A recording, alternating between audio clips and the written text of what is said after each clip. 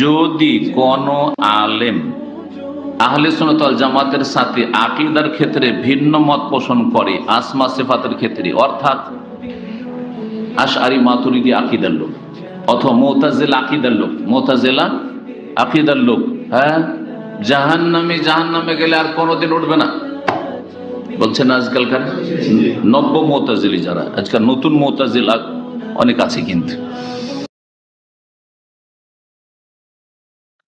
আচ্ছা, এগুলো হইতেছে ট্যাক্স সিস্টেম। ট্যাক্স সিস্টেম কি? ও শেখ হাসিনা যদি কাউরে মানে একটু করবে আরকি, ধরাশায়ী করবে, কাউরে একটু প্যাচে ফেলবে, কাউরে ধ্বংস করে দিবে। তো কি করবে? একটা ট্যাগ দিবে তারে। যে ও হচ্ছে জামাত শিবির করে, জামাত শিবিরের লোক, ওরা হচ্ছে বিএনপি জামাতের লোক। এরকম একটা ট্যাগ দিয়ে ওই বিশ্বজিৎকে মেরে ফেললেও কোনো সমস্যা নাই। কারণ বিশ্বজিৎ কি শিবির করে। তো শেখ হাসিনা এরকম সবাইকে ট্যাগ দিত। কথা বললেই রাজাকার। আপনি সঠিক কথা বলছেন, ন্যায়ের কথা বলছেন, ওর অন্যায়ের প্রতিবাদ করছেন, আপনি রাজাকার। আপনি জামাত, আপনি শিবির, আপনি বিএনপি, আপনাকে পিটাইলে কোনো সমস্যা নাই, মাইরে ফেললেও কোনো সমস্যা নাই। এই মোল্লারা না এই শেখ হাসিনার কাছ থেকে শিখছে না, শেখ হাসিনা মোল্লাদের কাছ থেকে শিখছে আমি জানি না। একই প্যাটার্ন। মানে একটা লোকের ভ্যালিড আর্গুমেন্ট কুরআন থেকে বলতেছে। এখন এটা তো কুরআন থেকে তো সে কাটতে পারতেছে না। কারণ সে তো কুরআন থেকে দলিল দিচ্ছে। বা মোজাম্মেল সাহেব আজকে দিছে, কিন্তু উনি এক্সাক্ট বলে নাই যে অমুক সূরার অমুক আয়াত।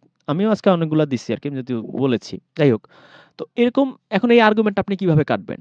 আপনি সূরা মুতাফফিফিনের ৭ নম্বর আয়াত কিভাবে কাটবেন? আ সরি, তাকবীরের ৭ নম্বর আয়াত কিভাবে কাটবেন? আমাদের সানশাইন আপু, মৌসুমী আপু একটা আয়াত দিছে। ওইটা আপনি কিভাবে কাটবেন? সম্ভব না। এই আয়াতগুলো দিয়ে প্রমাণ করা হয় যায় যে কবর আযাব নাই, ভুয়া, বানোয়াট। এই মানুষের পকেট কাটার জন্য মোল্লারা এগুলো বানাইছে। আচ্ছা, পকেট কাটবে কি? একদিন না। আপনি আপ টু ডেট আপনার পকেট কাটবে। আপনি মরে গেছেন, এবার আপনার বাচ্চা-কাচ্চাদের দিয়ে তারা যতদিন বেঁচে থাকবে ওই আপনার বাপে কবরে আযাব পাইতেছে, দাও টাকা দাও। এমন দোয়া করব জান্নাতের বাগান হয়ে যাবে কবর। রাস্তা দিয়ে হেঁটে যাচ্ছেন, রাস্তার মোড়ে দাঁড়াইছে। টাকা দেন, মাদ্রাসায় টাকা দেন। এমন দোয়া করব আপনার বাপ-মার কবর আযাব মাফ হয়ে যাবে, জান্নাতের বাগান হয়ে যাবে। তার মানে আপনি যতদিন বেঁচে আছেন আপনার বাপ, মা, দাদা-দাদি, নানা-নানি, খালা-খালু, ফুফা-ফুফি যারা কবরে শায়িত আছে তাদের নামে ২, ৪, ৳৫, ৳১০ দিয়ে যান। আমার প্রাণের ভাইয়েরা। এইভাবে এমনভাবে বলবে যে আপনি চিন্তা করবেন, আমার বাপ আমার জন্য ৳৫০,০০,০০০ জায়গা জমি রেখে গেছে। যাই ৳২,০০০ দিয়ে দেই। কবরে জাহান্নামের জান্নাতের বাগানটা বানায় দিক হুজুরে। তো এরকম আপনারা এরকম ট্রাপে ফেলে আপনার পকেট কাটবে। তো এইটা হচ্ছে এদের এই ধান্দাবাজির মেইন। আপনার কাছে এমনি টাকা চাইলে আপনি দিবেন না। যখনই আপনার কবরের ভয় দেখাবে আর আপনার বাপ-মার কবরের জান্নাতের বাগানের লোভ দেখাবে, তখন আপনি ঠিকই আপনার পকেট থেকে টাকা বের করে দিয়ে দিবেন। আচ্ছা, এখন ট্যাগের কথা বলতেছিলাম। এখন উনি তো কোরআনের আয়াত কাটতে পারতেছে না। সে মোজাম্মেল সাহেব বলুক আর সজল হোসেন বলুক আর রিজওয়ান বলুক। কাটতে না পারলে কি করতে হবে? এইবার আপনাকে একটা ট্যাগ দিবে। আপনি জামাত, শিবির, বিএনপি ওই টাইপের ট্যাগ হচ্ছে কি আপনি মুতাজিলা, আপনি মাতুরিদি, আপনি ওইটা, সেইটা। তার মানে হচ্ছে আপনাকে আগেই ওই একটা গ্যাংয়ে ঢুকাই দিল। এইবার আপনার মানে গ্যাংয়ে ঢুকানো মানে হচ্ছে আপনার সব কথা রাষ্ট্রবিরোধী। মানে সরি, আপনার সব কথা ওই টাইপের আরকি। আপনার সব কথা হচ্ছে মানে ইসলাম বিরোধী। যেহেতু আপনি আপনার দলের বাইরে, আপনি রাজাকার এখন। এখন আপনি মাতুরিদিতে গেছেন, মুতাজিলাতে গেছেন, তার মানে আপনি রাজাকার হয়ে গেছেন। এবার আপনার সব কথা হচ্ছে, আপনার যত যৌক্তিক হোক যা হোক, আপনার কোনো কথার কোনো মূল্য নাই, সব ভুয়া। আপনি একটা মানে দেশের রাষ্ট্রবিরোধী একটা লোক, আপনি পাকিস্তানের প্রেতাত্মা। এবার আপনাকে যা খুশি তাই করা যাবে। তো এইটা কি কোনো একটা মানে মানে কোনো মানে সুস্থ জ্ঞান সম্পন্ন কোনো বুদ্ধিমান মানুষ মেনে নিবে? যে একটা লজিক কি আপনি কাটতে পারতেছেন না, একটা আর্গুমেন্ট কি আপনি পাল্টা আর্গুমেন্ট দিতে পারতেছেন না। না দিয়ে কি করতেছেন? তাকে একটা ট্যাগ দিয়ে শেষ, আপনার কাজ শেষ। তো এ কি সাধারণ মানুষকে কি এইরকম বোকা বানানো কি এখন আর সহজ অনলাইনের দুনিয়ায়? তো উনি এই কাজটা করে বুঝাইতে চাইতেছে যে যেহেতু সে মাতুরিদি, যেহেতু সে মুতাজিলা, সেহেতু তার এই আর্গুমেন্ট হচ্ছে ভুয়া। সে মানুষটা হচ্ছে পথভ্রষ্ট, অতএব পথভ্রষ্টদের কোনো কথা আমি শুনবো না বা মানবো না। তার কোনো লজিক গ্রহণযোগ্য নয়। তার কোনো কুরআনের দলিলও গ্রহণযোগ্য নয়। তো জাহান্নামী একরকম, শুধু যে জাহান্নামে যাবে চিরকাল জাহান্নামী, আর যে জান্নাতে যাবে চিরকাল জান্নাতি। আর একদম হুম। তো এটা কি মানুষের বানানো কোনো কথা? এটা তো কুরআনেই আল্লাহ বলছে। খালিদিনা ফিহা। খালিদিনা ফিহা মানে কি? চিরস্থায়ী জান্নাত, চিরস্থায়ী জাহান্নাম। সূরা বাকারার মধ্যে কয়েকবার আছে। সেখানে তারা চিরকাল থাকবে, সেখানে তারা চিরকাল থাকবে। কতবার আছে কুরআনে। তো এখন আল্লাহর কথা আমি বিশ্বাস করব না মোল্লার কথা বিশ্বাস করব? আল্লাহ সত্য বলে না মোল্লা সত্য বলে?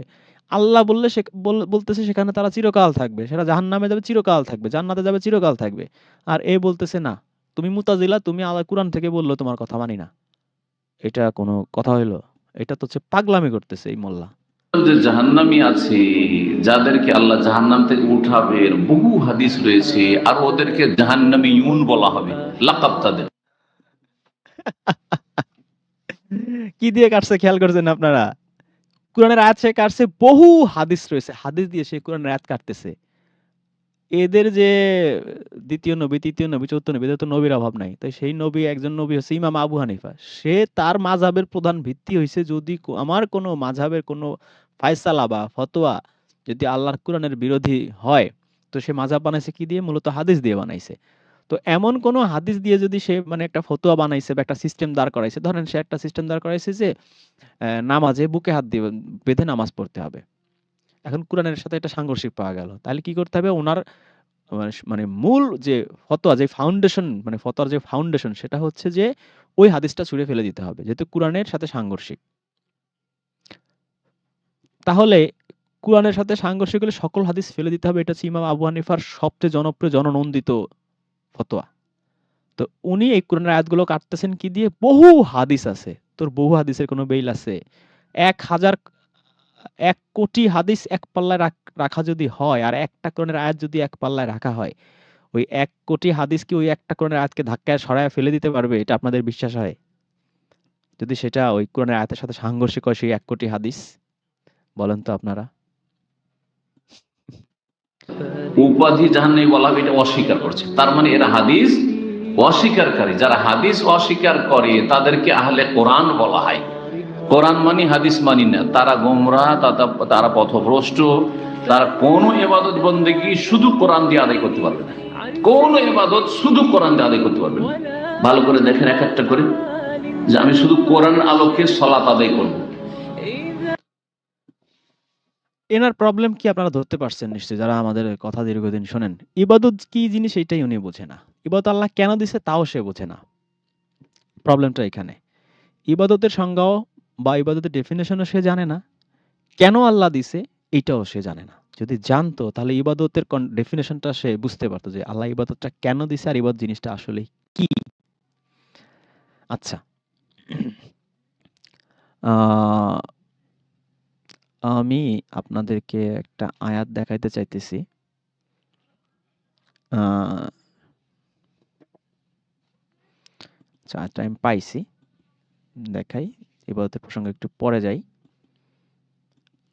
এদের কথা আসলে ধরতে গেলে এরা এত পরিমাণ কোরআন বিরোধী কথা বলে না, মানে প্রত্যেক মনে হয় ৫ সেকেন্ড পর পর এদের কথা আমার আটকানো লাগে।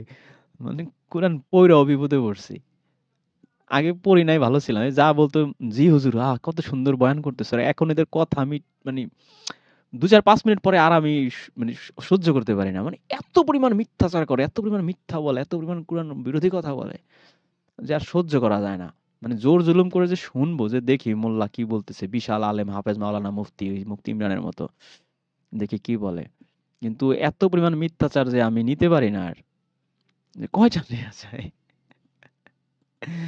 মিনিটে ১ টা মিনিট এদের কথা শুনলে দেখা যায় ১ মিনিটের মধ্যে ১০ টা বলে মিথ্যাচার, কোরআনের বিরোধী কথা। আচ্ছা, আমি একটা আয়াত দেখাই এখানে আপাতত।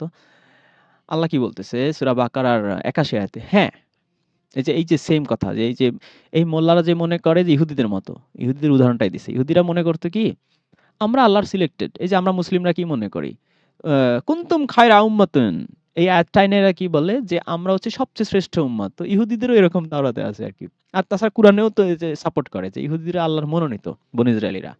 আল্লাহ এদের মনোনীত করছে, এবং এই স্পষ্ট আয়াত আছে যে, হে বনী ইসরাইল, সমগ্র বিশ্বের মানুষের মধ্যে আমি তোমাদেরকে শ্রেষ্ঠ করেছি, মনোনীত করেছি। তোমাদের সম্মানিত করেছি। স্পষ্টভাবে কোরআনে আছে। বনী ইসরাঈল ভিডিওটা আপনারা দেখে নিয়েন।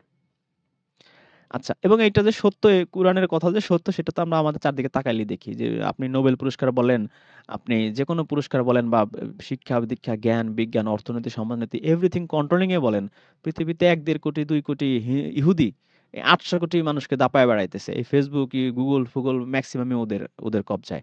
বড়, বড় মানে সব ক্রিটিক্যাল রোগের মেডিসিন সবার আগে ওরা আবিষ্কার করে। এভরি সেক্টরে ওরা মানে আসলেই ওরা যে শ্রেষ্ঠ, ওদের জ্ঞান বুদ্ধি যে আসলে হাই লেভেলের, অন্যান্য জাতিদের মতো নয়। আল্লাহ যে আসলে ওদের সিলেক্টেড করেছে এটা কুরআন তো বলছি, আমরা চারদিক তাকাইলেও বুঝি। তো এখন ওই যে আমাদের মতো, আমাদের মোল্লারা যেমন মনে করে যে কুনতুম খায়রা উম্মাতিন মানে হচ্ছে মুসলমানের ঘরে জন্ম নিয়েছি সবাই মুসলমান, ডাক্তারের ঘরে জন্ম নিলে ডাক্তার হয় না, ইঞ্জিনিয়ারের ঘরে জন্ম নিলে কেউ ইঞ্জিনিয়ার হয় না, ওইটা পড়াশোনা করে ওই যোগ্যতা অর্জন করতে হয়। কিন্তু মুসলমানের ঘরে জন্ম নিলেই নাকি মুসলমান হয়ে যায়। তো নূহ নবীর ঘরে জন্ম নিয়ে তো নূহ নবীর ছেলে হলো কাফের, কেন হলো আল্লাহ জানে। যাই হোক, এদের এদের আর্গুমেন্টের মানে এ এত মানবে না, কত আর্গুমেন্ট দেবো আর।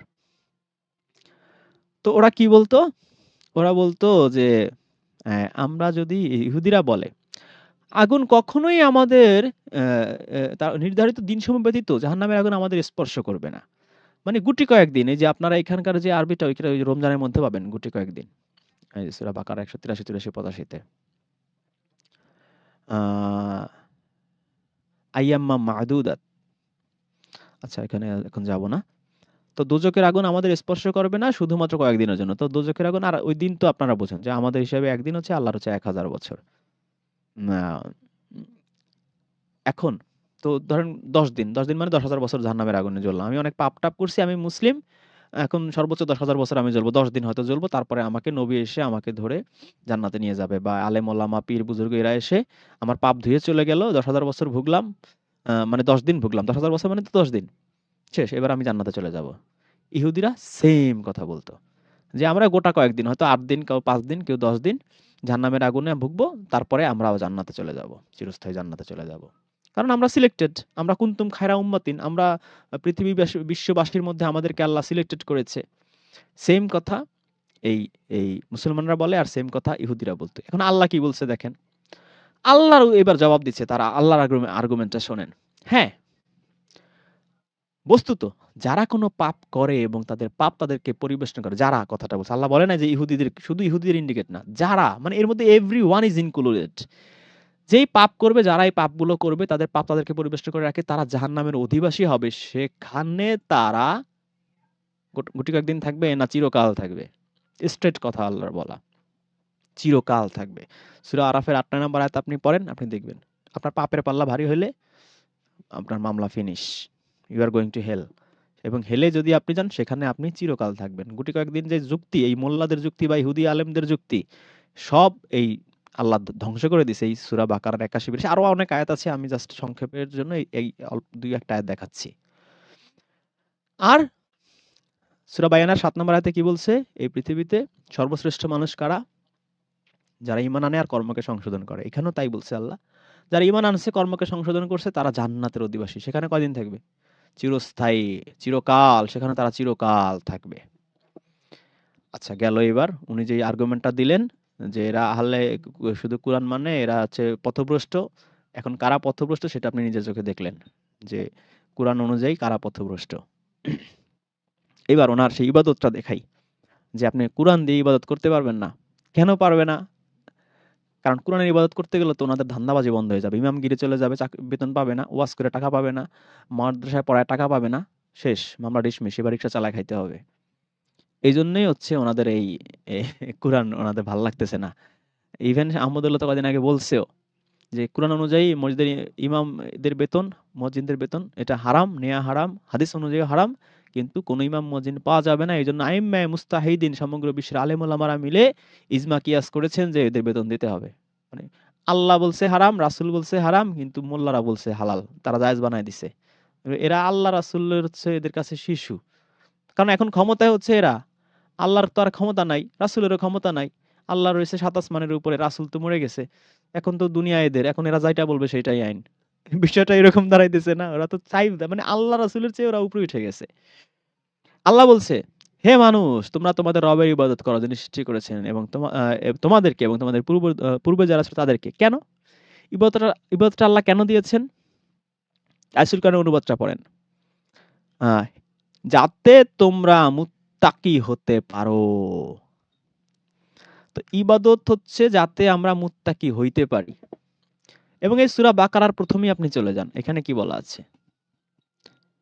আলিফ লাম মিম যালিকাল কিতাবু লা রাইবা ফিহি হুদাল লিল মুত্তাকিন। এই সেই কিতাব যাতে কোনো সন্দেহ নেই। এটা কাদের জন্য হেদায়েত?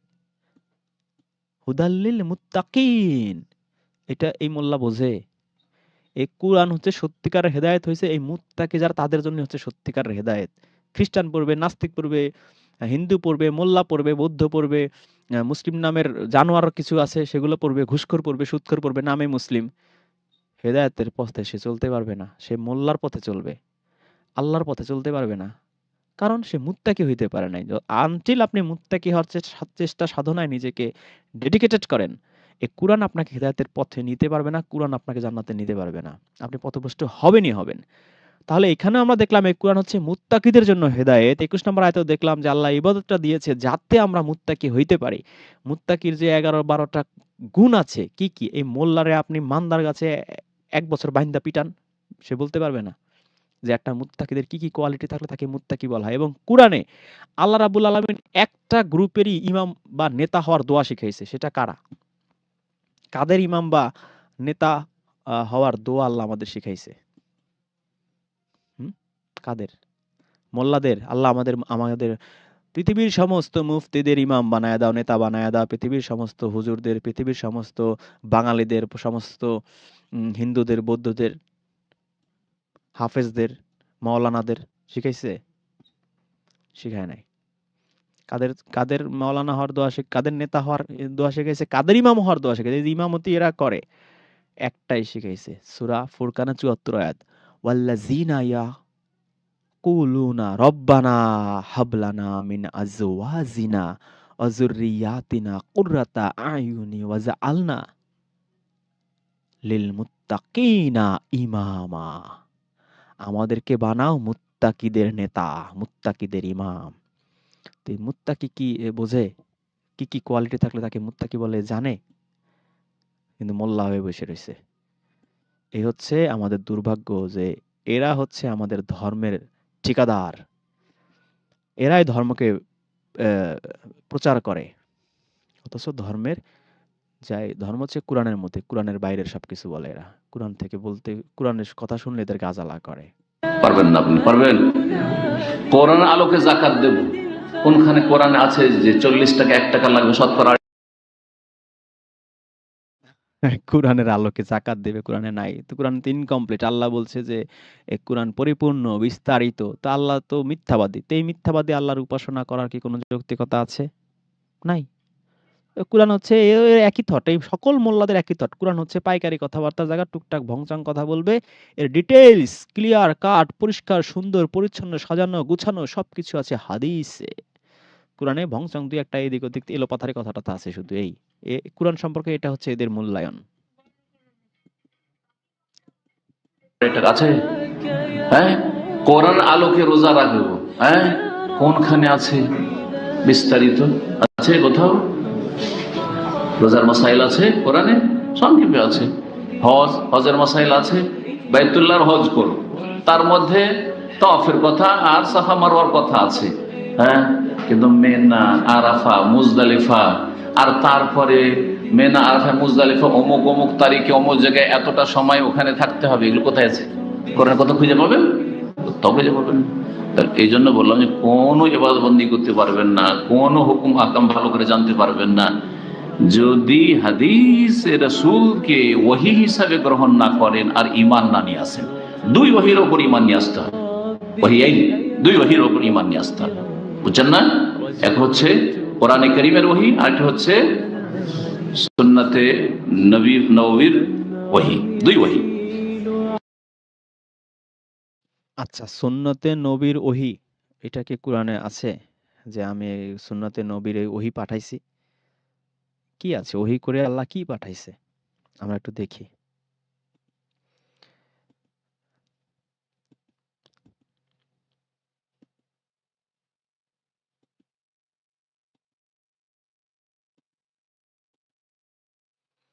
আচ্ছা, এটা হচ্ছে সূরা আনাম, আয়াত নাম্বার হচ্ছে ১৯।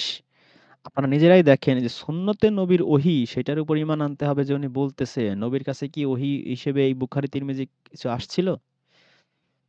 দেখেন। বলছে, বলো সাক্ষ্য হিসেবে সবচেয়ে বড় বস্তু কি? বলো। আল্লাহ সাক্ষী আমার ও তোমাদের মধ্যে। আর এ কুরআন আমার কাছে ওহী করে পাঠানো হয়েছে। স্পষ্ট, আপনি আবার দেখেন। এ কুরআন আমার কাছে ওহী করে পাঠানো হয়েছে। এই হাদিস আমার কাছে ওহী করে পাঠানো হয়েছে, বুখারী ওহী করে পাঠানো হয়েছে, তিরমিজি ওহী করে পাঠানো হয়েছে, তাফসীর ওহী করে পাঠানো হয়েছে। এরকম কিছু কি কোরআনের কোথাও আছে? কোত্থাও নাই। এবং এইখানে একেবারে পরিষ্কার, সহজ, সরল, প্রাঞ্জলভাবে কাকে সাক্ষী মানছে দেখেন। আপনি সাক্ষী মানার এটা দেখলেই বুঝবেন। আমরা যেকোনো বিচার-আচার, সালিশি ঝগড়া বিবাদ হলে সাক্ষী মানে কারে? আমার আশেপাশের মানুষজন যে স্বচক্ষে দেখছে। আর সাক্ষী মানছে এমন জনকে যে সমগ্র মহাবিশ্বের রাজাধিরাজ, মহারাজা, শাহেনশাহ, সবার সৃষ্টিকর্তা, পালনকর্তা, রিজিকদাতা। আল্লাহকে সাক্ষী মানছে। তার মানে কত ভয়ংকর, কত মহা গুরুত্বপূর্ণ একটা কথা বলতেছে। যে আল্লাহকে সেখানে সাক্ষী নিয়ে আসছে। তোমাদের আর আমার মধ্যে। মানে সমগ্র বিশ্ববাসীর সমগ্র ৮০০ কোটি মানুষ আমি যদি এখনকার হিসেবে ধরি বা যত মানুষ আসছে এই ১৪০০ বছর যদি আমরা হিসেব করি, ধরেন ২,০০০ কোটি মানুষ আর হচ্ছে এই রাসূল। সাক্ষী মানছে সে কে? পৃথিবীর কোনো মানুষকে সাক্ষী মানে নাই। কারণ জানে যে মানুষে ভণ্ড। একমাত্র আল্লাহকে সাক্ষী মানছে। মানুষ তুমি বিশ্বাস করো আর না করো। আমার কাছে ওহী করে এই বুখারী, তিরমিজি পাঠানো হয় না। আমার কাছে এই কুরআন ওহী করে পাঠানো হইছে। কেন? কেন কুরআনকে ওহী করে পাঠানো হইছে? মানুষকে সতর্ক করবে হাদিস দিয়ে এইজন্য? না। যেন তোমাদেরকেও যার কাছে এটা পৌঁছবে, এই যে যার কাছে দিয়ে কিন্তু পুরো আমাদের ইনক্লুডেড করে ফেলছে। মানে ওইখানে যারা আছে জীবিত তারা প্লাস এই যে ও দিয়ে যার কাছে এটা পৌঁছবে এভরিওয়ান ইজ ইনক্লুডেড। এই কিয়ামত পর্যন্ত যত মানুষ আসবে। কি করবে নবী এই ওহী দিয়ে, কোরআনের ওহী দিয়ে কি করবে তাদেরকে? সে তো জিন্দা নাই। তারপরও সবাইকে সতর্ক করবে এই জাহান্নাম সম্পর্কে। এটাই তার কাজ, সতর্ক করা। কারো ঘাড় চেপে ধরে ঘুষখোরকে ভালো বানাবে না, সুদখোরকে ভালো বানাবে না, জালিমকে ভালো বানাবে না। জাস্ট সতর্ক করাটা। উপদেশ দিবে, সতর্ক করবে। এটাই তার কাজ। সে জিন্দা থাকলেও দিতে পারবে। মরে গেছে এখন তার এই যে আনীত কুরআন, এই কুরআন নিজেই পারবে। সেই পাওয়ার কুরআনে আছে। এটা আমরা সেদিন কবে যেন আলোচনা করছিলাম সূরা ইসের মধ্যে মেবি আ আরে ৩৯ সম্ভবত জুমারের মধ্যে। যাই হোক, জুমার অথবা ইসের গাফিরের মধ্যে। যাই হোক, এখন আমরা বুঝতে পারলাম যে আসলে ওহী করে কি পাঠায়। সে যে ২ টা ওহীর কথা বলল এই মোল্লা। তো এই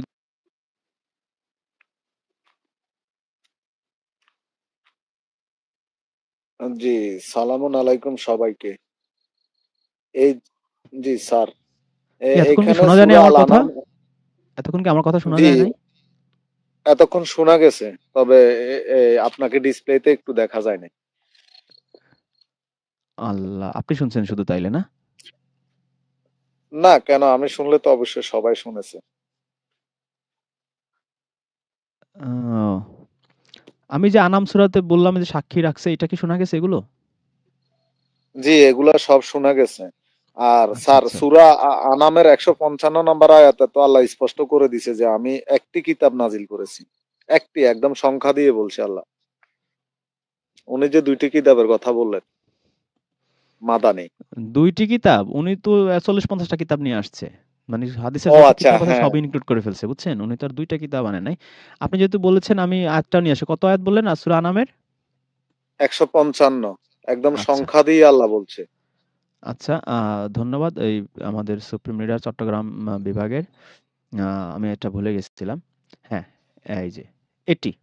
আর এই কিতাব আপনারা দেখতে পাচ্ছেন নিশ্চয়ই স্ক্রিনে। এইটি কিতাব যা আমি নাজিল করেছি বরকতময়। সুতরাং তোমরা তার অনুসরণ করো এবং তাকওয়া অবলম্বন করো যাতে তোমরা রহমত প্রাপ্ত হও। এই যে আমরা রহমতের জন্য পীর বাবার দরবারে যাই, সাধু বাবার দরবারে যাই, কত জায়গায় যাই, কত কিছু করি, কত দোয়া খায়ের করি। কিন্তু আমাদের রহমতের জন্য আমাদের কাজ হচ্ছে তোমরা তার অনুসরণ করো। এই বরকতময় কিতাব যদি আমরা অনুসরণ করি, আমরা রহমত প্রাপ্ত হব। কুরআনে কোথাও কি আপনি পাইছেন বুখারী একটা বরকতময় কিতাব, তিরমিজি একটা বরকতময় কিতাব? কোথাও পৃথিবীর কেউ বলতে পারবে যে আমরা পাইছি? নাই। এই কুরআন হচ্ছে বরকতময় কিতাব। এই কুরআনে আছে শিফা। কুরআনে আছে মানুষের সকল সমস্যার সমাধান। কুরআনে আছে নূর, কুরআনে আছে হিদায়াত, কুরআনে আছে রহমত, কুরআনে আছে ফুরকান, কুরআনে আছে উম কি নাই কুরআনে? অথচ আমরা কুরআন মানে শুধু কুরআনের কথা শুনলেই এদের গা জ্বালা করে। অথচ এখানে আমরা দেখলাম এটি কিতাব যা আমি নাজিল করেছি। এটি এই আল কুরআন আমার নাজিলকৃত একটি বরকতময় কিতাব। তো এই একটি বরকতময় কিতাব আমরা দেখলাম। তো এই বরকতময় কিতাব আমাদের কাছে ভাল লাগে না। জি স্যার, তাই তো? আরেকটা জি স্যার, আরেকটা বিষয় হচ্ছে যে সূরা বাকারার ৮০ নম্বর আয়াতে এখানে তারা বলে আগুন তো আমাদের সুবে মাত্র কয়েকদিন, অর্থাৎ এখানে কাফেরদেরকে বলা হচ্ছে। তারপরে রসুলকে আল্লাহ শিক্ষা দিলেন যে বলুন তোমরা কি আল্লাহর কাছ থেকে কোনো অঙ্গীকার পেয়েছো, তাহলে আল্লাহ তার অঙ্গীকার ভঙ্গ করবেন না, নাকি তোমরা আল্লাহর বিরুদ্ধে এমন কথা বলছো যা তোমরা জানো না। এখানে যে এটা বলা হচ্ছে যে এরা আসলে জানে না, যারা এই কথাগুলা বলে তারা রাইট। আসলে না, বিষয়গুলো এই যে জানে এই না। যে এই যে মোল্লা যে বলল যে যে আমরা কিছুদিন জাহান্নামের আগুন ভোগ করব, যারা মুসলিম আছি লা ইলাহা ইল্লাল্লাহ পড়ছি তারপরে জান্নাতে নিয়ে যাবে। আল্লাহর চ্যালেঞ্জ তো এদের জন্য অ্যাপ্লিকেবল, তাই না? যে আল্লাহ কি এদের সাথে ওয়াদা জি। করছে, এই মোল্লাদের সাথে, যে তোমরা কি আল্লাহর সাথে কোনো ওয়াদা করছো যে আমি লা ইলাহা ইল্লাল্লাহ একবার পড়ছি, এই জন্য আমাকে ওই যে অল্প কিছুদিন জাহান্নামের আগুনে পোড়াবে, তারপরে আমাকে জান্নাতে নিয়ে যাবে, তাই না? আল্লাহর চ্যালেঞ্জ তো এখনো অ্যাপ্লিকেবল। যাই হোক, আমরা এর পরের জি অংশে স্যার। যাই। ওহি মতলু আর ওহি মতলু যেটাকে বলা হয়। বর্তমান ফেতনার বড় জবাব, মহা ফেতনার বড় জবাব সূরা নাহালের 44 নম্বর, সূরা নাহালের 44 নম্বর আয়াতে কারিমা। এটা মুখস্থ করে রাখবেন, না হয় এই মহা ফেতনার কবলে দেখি যে দিন দিন কত মানুষ, এই ভালো মানুষ, জ্ঞানী মানুষ এই মহা ফেতনার কবলে পড়ে যাচ্ছে। বর্তমানে অন্যতম একটা মহা ফেতনা আহলুল কোরআনের ফেতনা। বর্তমানে অনেক শিক্ষিত মানুষ, অনেক জ্ঞানী মানুষ দেখা যাচ্ছে এই মহা ফিতনার মধ্যে নিমজ্জিত হয়ে যাচ্ছে, ঈমান হারা হয়ে যাচ্ছে। বলতেছে যে শুধু কোরআনে কারীম মানাই যথেষ্ট, হাদিস মানা লাগবে না। নবী সাল্লাল্লাহু আলাইহি ওয়াসাল্লামের হাদিস মানা লাগবে না, হাদিস মানা জরুরি না, কোরআনেই হাদিস। সুতরাং কোরআন মানলে কোরআনও মানা হবে, হাদিসও মানা হবে। সুতরাং আর নবী সাল্লাল্লাহু আলাইহি ওয়াসাল্লামের হাদিস মানার দরকার নাই। এরা এক বিকৃত ইসলামের জন্ম দিচ্ছে। শুধু কোরআন মানে হাদিসকে আলাদা করে শুধু কোরআন মানার কথা বলে এক বিকৃত ইসলাম, যে ইসলাম নবী সাল্লাল্লাহু আলাইহি সাল্লাম রেখে যান নাই, ওই রকম এক বিকৃত ইসলামের জন্ম দিয়ে হাজার হাজার মানুষকে ঈমান হারা করতেছে। হাদিস মানা যাবে না কেন? তাদের কথা হলো যে হাদিস মানুষেরা মুখস্থ করছে, মানুষেরা সংরক্ষণ করছে। নবী সাল্লাল্লাহু আলাইহি ওয়াসাল্লামের যুগে হাদিস লিখে রাখে নাই, এগুলো পরবর্তীতে ইমাম বুখারী আরো কত বছর পরে লিখছে, ইমাম মুসলিম আরো কত বছর পরে লিখছে। তা হাদিস এগুলা তো অনেক বিকৃত হয়ে গেছে, এগুলোর মধ্যে জাল আছে, দয়ীফ আছে, এজন্য এগুলো। তো এই যে যুক্তিগুলা একটাও কি মানে সে খণ্ডন করতে পারবে? একটাও সে খণ্ডন করতে পারবে না। তো কি করবে সে? সে এসে বলবে এরা কাফের, এরা পথভ্রষ্ট। এই হচ্ছে তার অস্ত্র। তুমি যুক্তি খণ্ডন করো, একটা কথাও তো অযৌক্তিক না। মানার পারবে দরকার না। নাই। আল্লাহর কথা যেটা আছে এটা তো একেবারে বিশুদ্ধ আপনার ভাবেই নবী সাল্লাল্লাহু আলাইহি সাল্লামের পরে এগুলা সংকলিত হয়ে গেছে। এটার মধ্যে কোনো নির্ভুল কোনো ভুল নাই। সুতরাং ভুলটার দিকে যাওয়ার দরকার কি? এটার মধ্যে ভুল নাই, আমরা এটাই মানি। কি সাংঘাতিক কুফরি কথা! এটার জবাব আল্লাহ রাব্বুল আলামিন এই সূরা আন-নাহলের 44 নম্বর আয়াতে আল্লাহ পাক দিয়েছেন। ওয়া আনসালনা ইলাইকা যিকরা, হে নবী আমি আপনার উপরে এই জিকির নাজিল করছি, এই কোরআন নাজিল করতেছি। লিতুবাইয়িনা লিন্নাস, আপনি দুনিয়ার মানুষদেরকে আমার এই কোরআন বুঝাই দিবেন, বয়ান করে দিবেন, স্পষ্ট করে দিবেন। আপনাকে আমি দায়িত্ব দিচ্ছি, আপনি লিতুবাইয়িনা লিন্নাস, দুনিয়ার মানুষকে কোরআনের বয়ান করে দিবেন, কোরআনের ব্যাখ্যা করে দিবেন। মানুষ এই যা সন্দেহ করেছিলাম তাহাই ঘটিয়াছে। এই যে ব্যাখ্যা ঢুকাবেই সে। এখানে আল্লাহ বলছে বয়ান করে দিবে। মানে যা আছে আল্লাহ বলছে আলহামদুলিল্লাহি রাব্বিল আলামিন, নবী বলবে যে আলহামদুলিল্লাহি রাব্বিল আলামিন। মানুষকে আলহামদুলিল্লাহি রাব্বিল আলামিন বলবে। আর রহমানির রহিম মালিকি ইয়াউমিদ্দিন ইয়্যাকা না'বুদু ওয়া ইয়্যাকা নাস্তাঈন। যেভাবে আল্লাহ বলছে মানুষকে স্পষ্টভাবে সেটা বয়ান করবে। তার বাইরে কিছু করার ইখতিয়ার তার নাই। বাইরের একটা লাইন বলবে আল্লাহ এইটাও বলছে সাথে। তার ডান হাত চেপে ধরে তার ঘাড়ের রগ কেটে ফেলবে আল্লাহ। সেই চ্যালেঞ্জ সূরা হাক্কার মধ্যে আল্লাহ দিছে। কিন্তু উনি বলতেছে আল্লাহ যে ওহীটা পাঠাইছে, এতক্ষণ আমরা যে আলোচনা করলাম সূরা আনামের ১৫৫ আর হচ্ছে ১৯ আয়াত থেকে, উনি বলতে চাচ্ছে যে এর বাইরে যে ওহীটা সূরা ফাতিহা ওই ৭ আয়াত বা ওই ৬ আয়াত, এরপরে এটা রিলেটেড আরো ১০০-২০০ হাদিস দিয়ে এইটাকে বুঝায় ব্যাখ্যা করে এখানে আলহামদুলিল্লাহ বলতে কি বোঝানো হইছে, রব্বিল আলামিন বলতে কি বোঝানো হইছে, এভরি পার্ট সেই হাদিস অনুযায়ী হাদিসে আসবে। স্পেশাল গাইড বই মার্কেটে সেগুলো বিক্রি হবে পরে ২০০-৩০০ বছর পরে। এখন রাসূল এগুলা বলে যাবে, এটা বুঝাইছে। এই সেই বিখ্যাত আয়াত যেটা নিয়ে আসিফ মহিউদ্দিনের সাথে আমার বাদ ছিল। আসিফ মহিউদ্দিন এই সেম যুক্তি দিছে মোল্লাদের যুক্তি। এখানে এই লিতু বাইয়ানা মানে হচ্ছে ব্যাখ্যা, কিন্তু ব্যাখ্যার আরবি কিন্তু বাইয়ানা, বয়ান না। এটা হচ্ছে মূল ওয়ার্ড হচ্ছে বয়ান। তো বয়ান শব্দ আমরা পরিচিত, যারা আমরা তাবলিগ করেছি, আমি যেহেতু করেছি আমি বারবার তাবলিগের কথাটা নিয়ে আসি যেহেতু চিল্লা দিয়েছি। তো বয়ান করে, বয়ান মানে কি? বর্ণনা করা। কিন্তু ব্যাখ্যার আরবি হচ্ছে তাফসিল বা তাফসির, যেটা আমরা যে তাফসিরুল কোরআন মাহফিল আমরা শুনি, এবং যারা তাফসির বা ব্যাখ্যা করে তাদেরকে মুফাসসিরে কোরআন বলা হয়।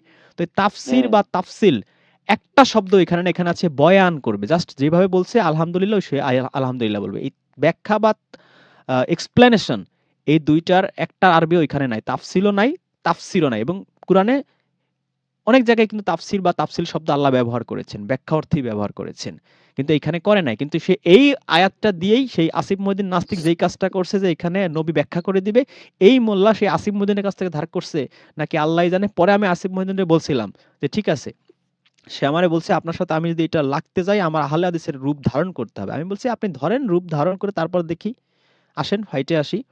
সে আর সাহস করে না ফাইটে আসার। তারপর বলছে আসুরা আযাবে যান, সেখানেও আপনি এরকমটা জামিল দিয়েছেন। সে আর আযাবে ভয়তে যায় নাই। তো ই নিয়ে সেই একই গান এই কয়দিন আগে কার জন্য একটা আলোচনা করছে, সেখানেও একই লিতু বাইয়ানা দিয়ে আসে। লিতু বাইয়ানা মানে হচ্ছে তাফসির, ব্যাখ্যা। লিতু বাইয়ানা মানে কি? বয়ান মানে কি ব্যাখ্যা নাকি? এ কি পাগল না ছাগল নাকি মানুষ? কি ভাবেটা কি এরা? মানে মানুষকে পথভ্রষ্ট করে এইভাবে, চোখের মধ্যে আঙুল দিয়ে পথভ্রষ্ট করে। আছে বয়ান, সে বলতেছে আছে তাফসির। আরবিতে আল্লাহ ব্যবহার করছে বয়ান শব্দ, সে বুঝাইতে চাইতেছে ওইখানে আছে তাফসির শব্দ। রাসূল ব্যাখ্যা করে দেবে। আবার বলছে আল্লাহ বলে দিছে। এটা কি আল্লাহ বলছে নাকি? আল্লাহ পৃথিবীতে কারে এসে বলছে? এটা বলছে তো রাসূল নিজের মুখে, এই আয়াতটা বলছে। আল্লাহ তো নাজিল করছে, আল্লাহ তো করে বলে নাই। আচ্ছা যাই হোক, জি স্যার, আমি স্যার জি আমি একটু বলতাম আর কি। উনি তো এখানে ওই যে লিতু বাইয়ে না মানে স্পষ্ট ভাবে বর্ণনার কথা যেটা, এটা আল্লাহ যেটা বলছে উনি একটার জায়গায় তিনটা বুঝছে। একটা হচ্ছে যে উনি বায়ানের জায়গায় বুঝছে তাফসির, হ্যাঁ এই একটা অতিরিক্ত বুঝলো। আর একটা হচ্ছে বায়ান করার পরে তিনি হাদিস নিয়ে আসতেছে, এখানে আশপাশে কোনো হাদিসের শব্দই নাই। তাহলে এখানে আল্লাহ বলছে একটা, তিনি তিনটা বুঝার কারণে সম্ভবত অতি বুদ্ধির কারণে ওনারা এরকম করতেছে আমার মনে হয়।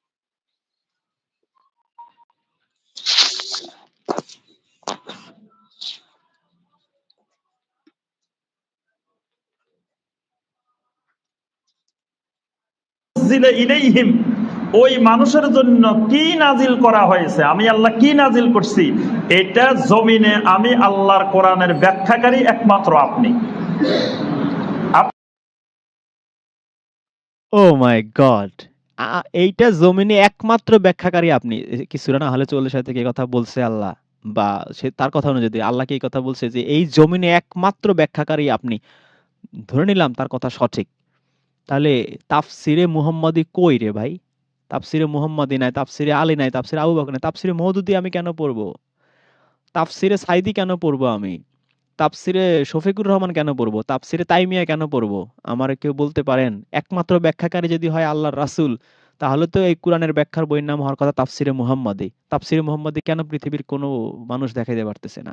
যে কি ব্যাখ্যা করছে? ব্যাখ্যা করে কি এক একটা গাছের ছালে লিখছে, ওই গাছের সাথে লাগায় রাখছে? ছাগলের চামড়ায় লিখছে, সেই ছাগলের চামড়া ছাগলের সাথেই রেখে গেছে? মানে এটা কিতাব আকারে আর সে দেয় নাই? মানে এইবার তোরা আমি মরে গেলাম, এইবার তোরা ওই মুখ ছাগল, ওই 10টা ছাগলের পিঠের চামড়ায় ওইটা এটা লেখা, অমুক চোখের নিচে আছে, অমুক অমুক গাছের ছালে লেখা, ওইখান থেকে কালেক্ট কর, অমুক অমুক কাগজে লেখা ওইখান থেকে কালেক্ট কর, অমুক অমুক তাল পাতায় লেখা, অমুক অমুক খেজুর পাতায় লেখা ওইখান থেকে কালেক্ট করে এবার নিজেরা নিজেরা মারামারি কর। এইটার নাম হচ্ছে কোরআনের সঠিক তাফসির পৃথিবীরবাসীকে দিয়ে গেল, যেন সারা জীবন এরা এটা নিয়ে মারামারি পিটাপিটি হানাহানি করতে পারে, জোরে আমিন আস্তে আমিন নিয়ে, পেটে হাত বুকে হাত নিয়ে। কি বলে না বলে মানে আমি বুঝলাম না। কি কি আপনাকে বলবো আমি আমি? আল্লাহ ব্যাখ্যাকারী নিযুক্ত করে দিলাম। তাহলে কোরআনে কারিম হলো মুজমাল, সংক্ষিপ্ত, হাদিস হলো তাফসীল, অর্থাৎ কোরআনে কারিমের ব্যাখ্যা। ব্যাখ্যা যদি অস্বীকার করা হয়, ব্যাখ্যা না মানা হয়, তো কেউ কোরআন মানতে পারবে না। কোরআনে কারিমে আল্লাহ পাক শুধু বলতেছেন ওয়া আকিমুস সালাত, সালাত কায়েম করো। তা আপনি কেমনে সালাত কায়েম করবেন? সালাত কায়েমের কোনো পদ্ধতি আছে? যোহরে এত রাকাত, ফজরে এত রাকাত, আসরে এত রাকাত, এগুলো কোরআনে আছে। কেমনে দাঁড়াইবেন, কোন দিকে তাকাইবেন, কেমনে হাত বাঁধবেন, কেমনে রুকু করবেন, কেমনে সাজদা করবেন, কেমনে বসবেন, কেমনে সালাম ফিরাবেন, এই যে টোটাল সালাতের যে পদ্ধতিটা, এটা কি কোরআনে আছে? তাহলে আল্লাহ পাক আকিমুস সালাহ বলে, বাকি দায়িত্ব আল্লাহ রাসূল সাল্লাল্লাহু আলাইহি ওয়াসাল্লামকে দিবেন, যে আপনি এই আকিমুস সালাহর ব্যাখ্যা দিবেন, আপনি কেমনে সালাত কায়েম করবে এটা আপনি শিখিয়ে দিবেন মানুষকে। তা এখন যদি আমি ওই শিক্ষাই না মানি, তাহলে আমি কোরআন মানলাম কিভাবে? অর্থাৎ যিনি বলেন যে আমি কোরআন মানি, ওনার কোরআন মানাই হলো না। কারণ কোরআন মানতে হলে তিনি হাদিস মানতে বাধ্য। হাদিস অস্বীকার করলে তিনি কোরআন মানেন না। কারণ কোরআনের সংক্ষিপ্ত কথাটার ব্যাখ্যা নবী সাল্লাল্লাহু আলাইহি সাল্লামের হাদিস। আল্লাহ পাক যাকাত দিতে বলছেন, কেমনে বিস্তারিত যাকাত, কোন জিনিসের উপরে কত টাকা, কেমনে কি হবে, এগুলা কিছুই কোরআনে কারিমে আল্লাহ বলেন নাই। সিয়াম পালন করতে বলছেন, কেমনে সিয়াম পালন করবেন, এগুলা বিস্তারিত বলা হয় নাই। হজ করতে বলা হয়েছে, হজ কেমনে করবেন বিস্তারিত বলা হয় না। অর্থাৎ ইসলামের টোটাল বিধিবিধান গুলো ব্যাখ্যা সহকারে আসছে নবী সাল্লাল্লাহু আলাইহি ওয়াসাল্লামের হাদিসে। কোরআনে আছে সংক্ষিপ্ত, কোরআনে আল্লাহ রাব্বুল আলামিন নির্দেশ দিয়েছেন সংক্ষিপ্তভাবে, এটার ব্যাখ্যা করেছেন মুহাম্মদ রাসূলুল্লাহ সাল্লাল্লাহু আলাইহি ওয়াসাল্লাম। এই জন্যই কালেমার সাথে শুধু লা ইলাহা ইল্লাল্লাহকে কালেমা করা হয় নাই, লা ইলাহা ইল্লাল্লাহর সাথে মুহাম্মাদুর রাসূলুল্লাহ সাল্লাল্লাহু আলাইহি ওয়াসাল্লামকে সংযুক্ত করা হয়েছে। মুহাম্মাদুর রাসূলুল্লাহ বাদ দিলে কালেমা থাকে না, ঈমান থাকে না।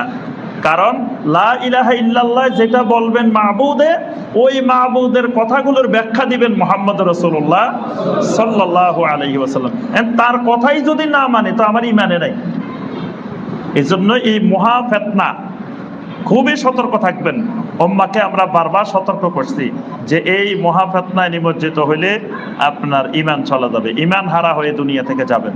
এজন্য কোনো ভাই বোন খবরদার এই ব্যাপারে খুবই সতর্ক থাকবেন আহলুল কোরআনের মহা ফিতনা থেকে। তারা বিভিন্ন নামে বিভিন্ন ছদ্মবেশে মানুষকে গোপনে গোপনে দাওয়াত দিয়ে বেড়ায়। ভিতরে ভিতরে অনেক মানুষ দেখা যায় এখন ইদানিং আহলে কোরআনের অনুসারী হয়ে গেছে। আবার তারা সরাসরি অনেকে আহলে কোরআন বলে না, কিন্তু দেখবেন তাদের কথাবার্তায় কোনো হাদিস নাই, শুধু আয়াত বলে।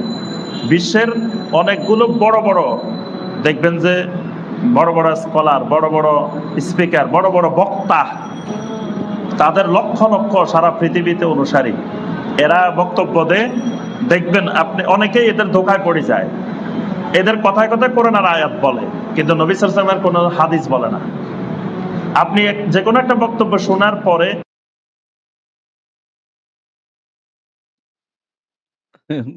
আমি নিতে পারতেছি জি না ভাই, আর আপনারা বলেন জি সংক্ষেপে বলেন, স্যার, সবাইকে একটু সুযোগ দিয়েন। জি অবশ্যই সংক্ষেপে বলবো। বিষয়টা হচ্ছে কি, আসলে আমি অনুধাবন করছিলাম যে আহলে কোরআন বা কোরআনের যে পরিবার, হ্যাঁ আহলে কোরআন বলতে কোরআন অনুযায়ী বলতে গেলে কোরআনের পরিবার বোঝায়। এই কোরআনের পরিবারের সংখ্যা বাড়তেছে, এটা আমি যেহেতু একজন অনলি কোরআন ফলোয়ার, আমি এটা বিভিন্ন জায়গায় গেলে আমি দেখি। তবে আমি ভাবছি যে এই বিষয়টা মোল্লারা অবগত নন। তবে তার এই বক্তব্যে এখন কিন্তু স্পষ্ট হয়ে গেছে যে এটা আস্তে আস্তে তারাও টের পাচ্ছে যে আল্লাহ কোরআনের দিকে মানুষকে নিয়ে যাচ্ছে। এতে কোনো সন্দেহ নাই। আর শুরু থেকে একটা বিষয়ে আমার খুবই ইন্টারেস্ট ছিল এই বিষয়ে বলার জন্য, এই জন্য এটা না বলে পারতেছি না। এটা হচ্ছে মাওলানা মুজাম্মেল হক। তিনি কবর আযাব নিয়ে চারটি জায়গায় বক্তব্য দিয়েছে। তো এই চারটি জায়গায় যে বক্তব্য দিয়েছে উনি বারবার বাদজাক শব্দটা উল্লেখ করছে। এক জায়গায় বলছে যে আল্লাহ কোনো না কোনো ভাবে তাকে চাইলে শাস্তি দিতে পারেন, যেমন ওই যে আমরা ব্লুটুথ বা বিভিন্ন রাডারের মাধ্যমে সংযুক্ত করি মোবাইলকে, হয়তো এভাবেও শাস্তি দিতে পারে, এরকম বুঝাইতে গেছে। যাই হোক, কবরে আযাব তিনি এটার বিরোধিতা করাতে উনি মার খাইতেও গেছে একবার। যাক, মুরব্বী মানুষ, ওনাকে আর মারতে পারে নাই, অনেকে ধরে ফেলছে। আর এই যে আপনি টপিকটা নিয়ে আসলেন আজকে, যে কবরে আযাব বলতে কোরআনে তো কোনো কিছুই নাই। এখন এই বিষয়টা যদি মানুষের কাছে স্পষ্ট হয়ে যায়, তাহলে তো ওই যে মোল্লারা যে দোয়া দুরুদ করে, হ্যাঁ ওই যে কবর জিয়ারাত করে, তাদের যে পকেট ভারী হয়, ওই পকেটটা তো তাদের হালকা হয়ে যাবে। তারা কিন্তু আবার আপনার বিরুদ্ধে ভালো করে লাগবে, এতে কোনো সন্দেহ নাই। একটু পরবর্তীতে প্রস্তুতিও থাকার দরকার। জি, আমি এটাই বলতে চাইছিলাম। আর জাকির নায়েকের মতো একজন ব্যক্তি, যিনি রিলিজিয়াস মাইন্ডসেটের উপরে তিনি ছাত্র, পৃথিবীর সকল ধর্ম তিনি জানেন, যদিও তিনি ইসলাম ধর্ম অনুসরণ করেন, কিন্তু তিনিও কবর আযাবের কোনো একটা এই প্রমাণ দিতে পারেন নাই। তার মানে এই যে এই ইমাম হাসানের বক্তব্যটা যে আপনি এখন আমাদেরকে শুনাইলেন, আমি অনলি কোরআনে আসার পিছনে তারও অবদান আছে। কারণ তিনি যে ভাইরাল হয়েছেন, তিনি ভাইরাল হয়েছেন রসুলের নামে প্রচলিত যে 100টি জাল হাদিস আছে, ওই 100টি জাল হাদিসে তিনি ভিডিও করে করে ছাড়ছেন। ওই 100টি জাল হাদিস কি কি আমি এটা দেখছি, দেখার পরে কোরআনের সাথে মিলাই দেখি যে আসলে তো এগুলা কোরআন বিরোধী হাদিস। আর তখন আমি কোরআন দেখতে দেখতে কোরআনের প্রতি এত ইন্টারেস্টেড হয়ে যাই, তখন আর আমি হাদিসে ফিরে যাইতে ইচ্ছা করে নাই। কিন্তু আজকে সে কিন্তু শুধু কোরআনের উপরে চলে আসলে সে সফলকাম হইতে পারে। জানি না দুনিয়ার মোহে নাকি কোন মোহে তাকে আল্লাহ অন্ধ করে রাখছে। আল্লাহ যেন তাকে এই কোরআনের থেকে হেদায়েত দেন, এটা আল্লাহর কাছে তার জন্য দোয়া করি। এই কারণেই আমি তাকে খুবই ফলো করতাম, আর তাকে ফলো করিয়ে আমি কোরআনের দিকে অনেকটা ঝুঁকে গেছি। এবং জাকির নায়েককে, এদেরকে যেন আল্লাহ এই কোরআনের থেকে হেদায়েত দেন। আর মতিউর রহমান মাদানি বলছিল আর কি, মানুষ মৃত্যুর পরে যখন জাহান্নামে জ্বলবে, জাহান্নামের দরজা বন্ধ করার আগে নাকি রসুল বলছিল সেখানে আবে হায়াতের একটা বৃষ্টি হবে, যারা নামাজ পড়ে কপালে দাগ ফেলে দিয়েছে ওই কপালের দাগের জায়গাটুকু পোড়া যাবে না। আর ওইখান থেকে আবে হায়াতের পানি পাওয়ার পরে ওই কপালের জায়গাটুকু থেকে আবার পুনরায় একজন মানুষ উদ্গত হবে, এবং তাকে আল্লাহ জান্নাতে না নিয়ে আহ, জাহান্নামের জান্নাতের দরজাটা বন্ধ করবে না। অর্থাৎ ওই নামাজিকে জাহান্নাম থেকে তুলে নিয়ে জান্নাতে আল্লাহ দিবে। ওনার এই কথা শোনার পরে আমি নামাজ পড়তে পড়তে আমার কপালে কালো দাগ পড়ে গেছে।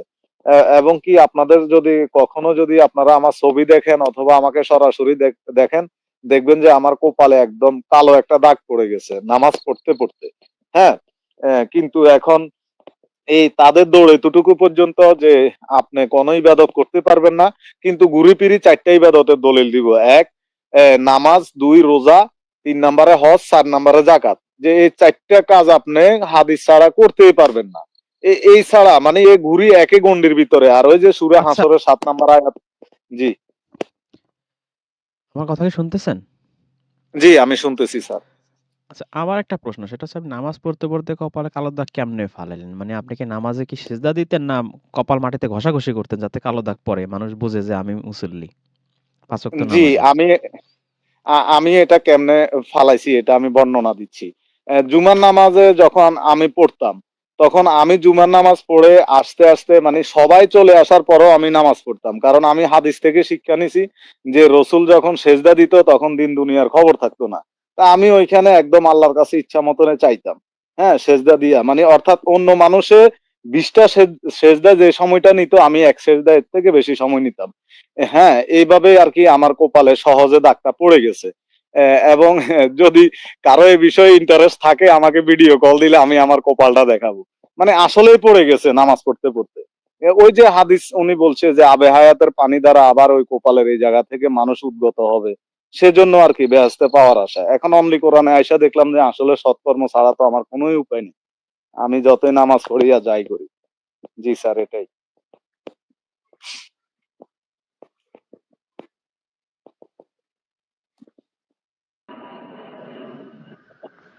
জি, আপনাদের সালামু কারো যদি আলাইকুম। কোনো কিছু বলার থাকে বা প্রশ্ন থাকে করতে পারেন। সালামুন সালামু আলাইকুম। আলাইকুম। জি, একজন কথা বললে বাকিরা দয়া করে একটু মিউট করবেন।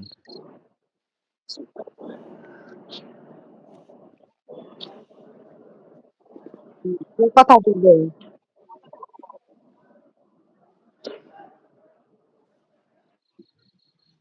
স্যার আমাকে শুনছেন?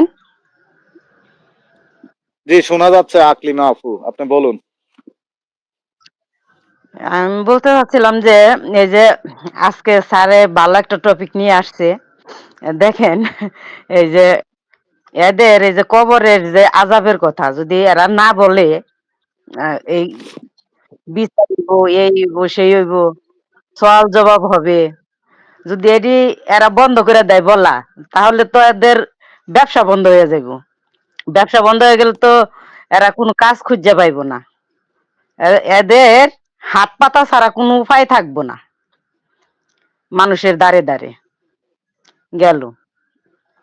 তারপরে আপনার যে এই এই কোরআনের আয়াত বুইজা বুইজা পড়তে কইছে আল্লাহ। এখন কোরআনের আয়াত যদি বাংলা বুইজা বুইজা পড়ে, তা তো তাদের যে মুখোশ, এই মুখোশ খুলে যাইবে। এখন আমি একজনরে আর কি কোরআনের আয়াত বুইজা বুইজা পড়বার কইছি, বাংলা অনুবাদ আইনা দিছি। পরে আমার ওই খালা বলতেছে, এই তুই কি বড় বড় মাওলানা গেছে বেশি বুঝস? আমি কই কে খালা? কয় হ্যাঁ, কোরআনের আয়াত বুঝা বুঝা পড়ন লাগবো, বাংলা অনুবাদ পড়ন যাইব না, তারা বলে গুমরা হইব। তো তুই কি এরকম হয়ে গেছ? আমি কই কে খালা, আমি তো কোরআন বুইঝা পড়তাছি, কোরআনে কোন জায়গায় কি লেখা আছে, কিভাবে চলতে হইব, কিভাবে আমার করতে হইব, এগুলা সবই আছে। যদি আমি এগুলা এই না বুঝা পড়ি, তাহলে আমার কোন ফায়দাটা হইলো? আমার কোনো ফায়দা হইলো না তো। আমি জানলামই না কি পড়লাম, তার লাভ কি? আর কি আমার উপরে সে খেপছে। এই দেখেন এই যে হুজুর কি বললো যে অনলি কোরআনে এই যারাই আসতেছে, দেখেন বর্তমান সময়ে অনেক মানুষ আসলে এখন চোখ কান খোলা রাখে এরা এই জিনিসটা খুব ভালো মতন বুঝতেছে, ঠিক না? আহ, শুনতেছেন ভাই আমারে? জি, আপনার কথা শোনা যাচ্ছে। জি, আপনার শেষ হলে নিশ্চয়ই অন্যরা বলবে। আর একটু কথা ছিল ওই যে রেজন স্যারের জি, সাথে, বলেন। ওর নাম্বারটা যদি আমরা দিত আর কি ভালো হতো।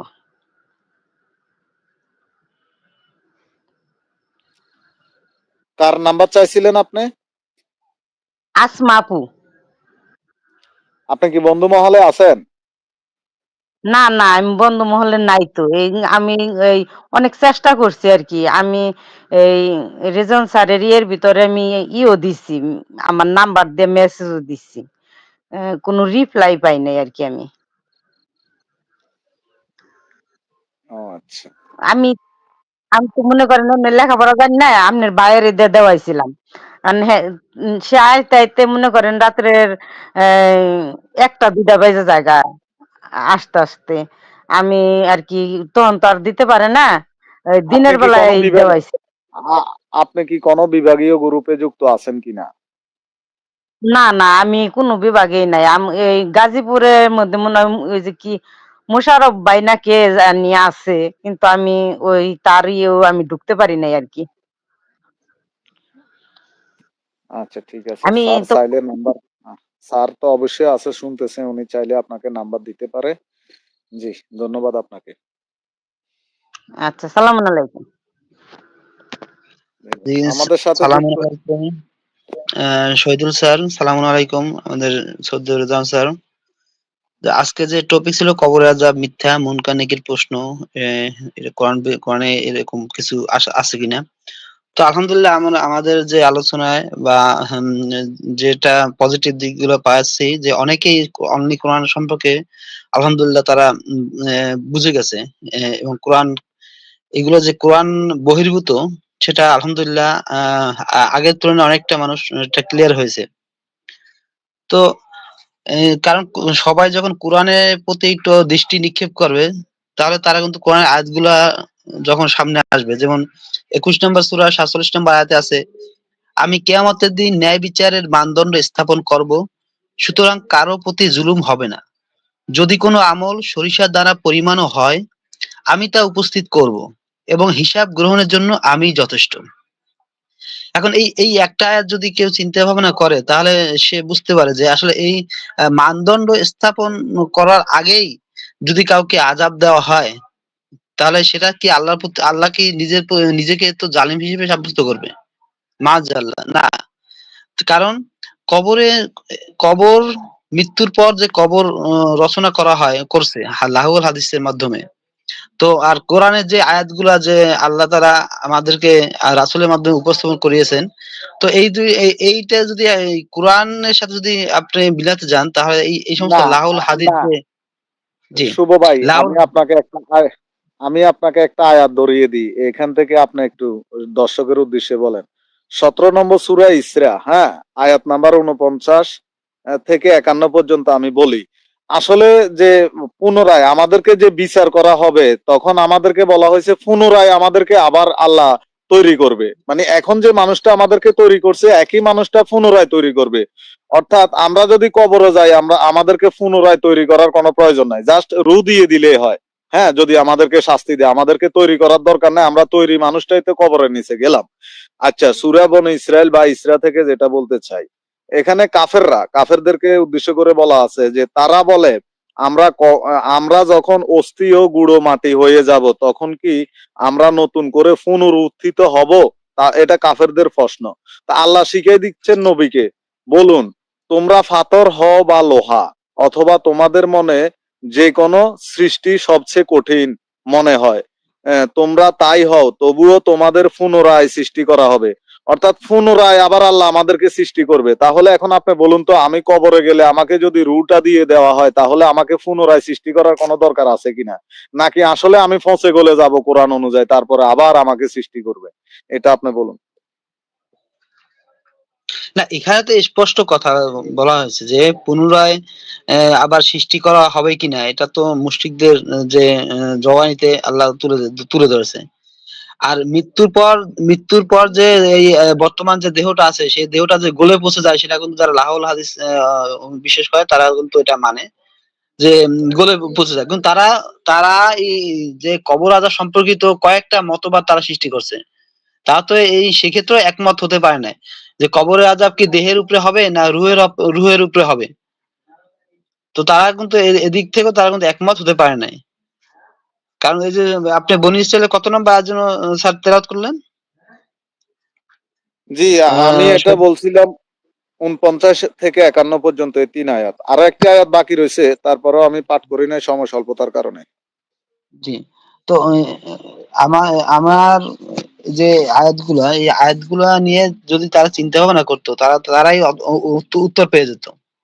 তারাই আসলে উত্তর পেয়ে যেত। এবং বিশেষ করে যে এই কাফেরদের যে উক্তি যে তারা কি আবার তাদের কি আবার এই যে গলিত আচ্ছা, ওই যে পচা। শুভ ভাই, আমি হ্যাঁ, একটা কমেন্টের উত্তর জি। দেই। এখানে একজন লিখছে, তাহলে আদ সামুদ সম্প্রদায়ের উপরে কিসের আযাব এসেছিল নাকি পরীক্ষা যদি বলতেন। আচ্ছা, এখানে এখানে ওই যে নবীরা যখন প্রেজেন্ট থাকে, এই বিষয়টা মনে হয় কুরআন আপনি পড়েন না দেখে, বহু নবীদের লাইফ স্টোরি বলা আছে। নবীরা যখন প্রেজেন্ট থাকবে, প্রেজেন্ট থাকার পরে যখন আপনাকে দাওয়াত দিবে, যখন কাহিনী শেষ, যারা কবুল করা করছে বাকিরা করে নাই, তখন খেলার ফাইনাল। তখন আর আপনাকে বাঁচায় রাখার কোনো সুযোগ নাই। এটা আপনার আদ জাতির ক্ষেত্রেও যা হয়েছে, সামুদ জাতির ক্ষেত্রে সালেহ নবীর একই কাহিনী ঘটছে, লুত নবীর ক্ষেত্রে একই কাহিনী ঘটছে, আপনার নূহ নবীর ক্ষেত্রেও একই কাহিনী ঘটছে। এটা নবীদের আপনি যদি প্যাটার্নগুলো খেয়াল করেন কোরআনে, আপনি দেখবেন যে নবীরা যখন প্রেজেন্ট থাকে, জীবিত থাকে, তারা যখন সর্বোচ্চ চেষ্টা করে, যখন দেখে যে আর সম্ভব না, বাকিগুলো সব কাট্টা কাফের, তখন আল্লাহ একটা রুলস হচ্ছে যে ওদের ঘরে, ওই কাফেরদের ঘরে যারা হবে তারাও একই অবস্থা হবে। এটা নূহ নবীর দোয়া ছিল একটা, যে নূহ নবী বলেও দিচ্ছে যে আল্লাহ যদি এদেরকে ধ্বংস না করো, এদের আনেওয়ালা উম্মত যারা আসবে তাদেরকেও এরা পথভ্রষ্ট করে ফেলবে। এই প্যাটার্নের কারণে এই আদ, সামুদ, নুহু, লুত এদের সবাইকে এখানে পুরো ধ্বংস করে দেয়া হয়। ওইটা হচ্ছে যে আর ধ্বংস কি আসলে ভাই, আমরা মৃত্যু জিনিসটা না, আমরা অনেক কনফিউশনে থাকি। Today tomorrow we all have to die. আমাদের সবাইকেই মরতে হবে, 2 দিন আগে বা 2 দিন পরে। এখন যদি এটা প্রুভ হয়ে যায় যে আমি আর ঈমান আনবো না, আমি নাস্তিক হয়ে গেছি বা আমি বেঈমান হয়ে গেছি, আমার পক্ষে আর সম্ভব না, আমাকে মেরে ফেললে কি আর বাঁচিয়ে রাখলে কি, বরঞ্চ আগে মারা আরো সুবিধা। ধরেন আমার বয়স হচ্ছে 30 বছর বা 35 বছর। এখন আমাকে যদি, আমি আর কখনো ভালো হবে না, আল্লাহর পথে আসবো না, এই অবস্থা যদি আমাকে মেরে ফেলা হয়, তাহলে আমার যা পাপ হবে, আরো 40 বছর বাঁচায় রাখার পরে যা যদি মেরে ফেলা, তাহলে আমার পাপ তো দেখা যাবে যে আরো 2, 3, 4 গুণ বেশি হয়ে যাবে। এই বিষয়টা আমরা কয়জন ভাবি আমরা জানি না। আমরা অনেকেই মনে করি বেশি দিন বাঁচলে মনে হয় বেশি লাভ। আরে ভাইরে, যদি আমি পাপের পথে থাকি, যত বেশি দিন বাঁচবো তত আমি আমার রিস্ক বেশি চলে আসে। আর নবীদের যে প্যাটার্নটা, এই প্যাটার্নটা আপনি কোরআন পড়ে ধরতে পারেন না দেখে আপনার কাছে এখন আউলা ঝোলা মনে হইতেছে। ওইখানে পরীক্ষা-টরীক্ষা সব কাহিনী খালাস। সে ঈমানই আনবে না। আর আপনার পরীক্ষাটা আপনি আপনি আমি যে আয়াতটা বলছি আপনারা খেয়াল করছেন কিনা? হ্যাঁ ভাই, গাজী ভাই, আপনি খেয়াল করেন নাই। আল্লাহর কথাটা হইছে যে, ঈমান এনেছি এ কথা বলার পর কি তোমাদের ছেড়ে দেয়া হবে? পরীক্ষা করা হবে না? মানে ঈমান আনার পরে পরীক্ষাটা শুরু। আপনি ঈমানই আনেন নাই। তখন আপনি আপনি আল্লাহর প্রতি ধৈর্য রাখবেন কি, কৃতজ্ঞতা দিবেন কি, আর ইন্না লিল্লাহি ওয়া ইন্না ইলাইহি রাজিউন পড়বেনই বাকি। আপনি তো ঈমানই আনেন নাই। তাই না? আচ্ছা। আমি মনে হয় ভিডিওটা আর শেষ করি নাই। শেষটা করি, তারপরে আমরা আলোচনা করি। যদি দেখেন যে তার বক্তব্যের ভিতরে কোনো হাদিস নাই, সহি কোনো হাদিস বলে না, খালি দেখবেন যে আয়াত বলতেছে, এই আয়াত ওই আয়াত, কিন্তু হাদিস বলে না, বুঝবেন যে এই লোক আহলে কোরআন। এই লোক কি আহলে কোরআন, এই লোক হাদিস বলতেছে না। দেখেন নবী সাল্লাল্লাহু আলাইহি ওয়াসাল্লাম যখন খুতবা দিতেন, খুতবা দেওয়ার শুরুতে প্রথমে নবী সাল্লাল্লাহু আলাইহি ওয়াসাল্লাম 4টা আয়াত বলতেন। ইয়া আইয়ুহাল্লাযীনা আমানুত্তাকুল্লাহা হাক্কা তুকাতিহি ওয়া লা তামুতুন্না ইল্লা ওয়া আনতুম মুসলিমুন, এটা বলতেন। এরপরে ইয়া আইয়ুহান নাসুত্তাকু রাব্বাকুম, সূরা আন-নাসর 1 নম্বর আয়াত বলতেন। এরপরে ইয়া আইয়ুহাল্লাযীনা আমানুত্তাকুল্লাহ ওয়া কুলু কাওলান সাদীদা, এখানে দুইটা আয়াত বলতেন, এই চারটা আয়াতের পরে নবী সাল্লাল্লাহু আলাইহি ওয়াসাল্লাম হাদিস বলতেন, আম্মা বাদ ফা ইন্না খায়রাল হাদিসি কিতাবুল্লাহ ওয়া খায়রাল হাদি হাদি মুহাম্মাদিন সাল্লাল্লাহু আলাইহি ওয়াসাল্লাম। এই পদ্ধতি অনুসরণ করে সাহাবায়ে কেরাম বক্তৃতার শুরুতেই আগে আয়াত বলতেন, তারপরে হাদিস বলতেন। তাহলে যে বক্তা শুধু দেখবেন যে আয়াত বলে, নবী সাল্লাল্লাহু আলাইহি ওয়াসাল্লামের কোনো হাদিস বলে না, বুঝবেন যে এর ভিতরে আহলে কোরআনের ফিতনা ঢুকছে, এজন্য হে হাদিস বলে না। অনেকে হাদিসকে যুক্তি দিয়ে আচ্ছা, উনি বলতেছে হাদিসে রাসূলুল্লাহ। এই যে উনি নবী রাসূলের পার্থক্য না জানার কারণে এই প্রবলেমটা ক্রিয়েট হইছে। যখনই একটা মানুষকে আল্লাহ রাসূল হিসেবে সিলেক্ট করবে, বার্তাবাহক বা মেসেঞ্জার হিসেবে সিলেক্ট করবে, আপনি ডেফিনিশন অনুযায়ী আপনি বুঝতে পারছেন যে সে বার্তাটা দিবে আল্লাহর। তো মুহাম্মদুর রাসূলুল্লাহ যখন তিনি রাসূলুল্লাহ হিসেবে যখন ডেজিগনেশন পাইলেন, চাকরিটা যখন পাইলেন, তখন তার পার্সোনাল লাইফের কথাবার্তা মানুষের জন্য হেদায়েত না। তাকে যে ওহী করা হবে, যে বার্তাগুলো পাঠানো হবে জিবরাইলের মাধ্যমে, ওইগুলো প্রচার করা হচ্ছে তার first and foremost duty according to সূরা মায়দা আয়াত 99। এখন এই হাদিস উনি কি মন গড়া কিছু বলতে পারবেন? মন গড়া বলার কোনো অধিকার, কোনো এখতিয়ার কিছু নাই। ইভেন সূরা বানী ইসরাঈল পড়ে আমরা জানি যে কাফেররা ইউনুসে আছে। যে বলছিল তুমি কুরআন বদলায় ফেলো, অন্য একটা কুরআন নিয়ে আসো। মানে এটা অনেক কিছুই তাদের পছন্দ হচ্ছে না। কিন্তু আল্লাহ রাসূল কি বলছে যে আমার কোনো এখতিয়ার নাই। এটা বদলে ফেলার কোনো এখতিয়ার আমার নাই। এটা চেঞ্জ করার কোনো এখতিয়ার আমার নাই। হুবহু যেরকম আছে অ্যাজ ইট ইজ আমাকে ওইটাই প্রচার করতে হবে। এটা বদলানোরও কোনো সুযোগ নাই, চেঞ্জ করার কোনো সুযোগ রাসূলকে দেয়া হয় নাই। যেরকম আসছে সেরকম বলতে হবে। রাসূলুল্লাহ যখন উনি উচ্চারণ করছেন, ডেজিগনেশনটা দিছেন, ওই ৬,২৩৬ আয়াতের বাইরে যা বলছেন, ওইটা বানের জলে ভাসায় দিতে হবে। সে বলছে, খাদিজা আজকে আ মুরগির সালুন খাবো। মুরগির আনছে না, মুরগি নাই, বাজার থেকে নিয়ে আসো। সে ওইটা কি আমার জান্নাতে যাওয়ার জন্য ওইটা কি ইম্পোর্টেন্ট নাকি? পার্সোনাল লাইফ, সোশ্যাল লাইফ ওইটা অ্যাজ এ নবী তার সোশ্যাল লাইফে ওইখানে মানুষ মানতে বাধ্য। গতকালকে আমরা এটা আলোচনা করছি। কিন্তু যখনই রাসূলুল্লাহ আপনি বলবেন, কোরআনের বাইরে যাওয়ার কোনো সুযোগ নাই। কোরআনের বাইরে যাবে তারা ডান হাত চেপে ধরে তার ঘাড় মটকায় দিবে আল্লাহ। ওপেনলি বলে দেয়া আছে সূরা হাক্কার মধ্যে। তিনি হাদিসে রাসূলুল্লাহ এটা বলা মানে কি? মানে কি রাসূলও কি একজন আল্লাহ নাকি?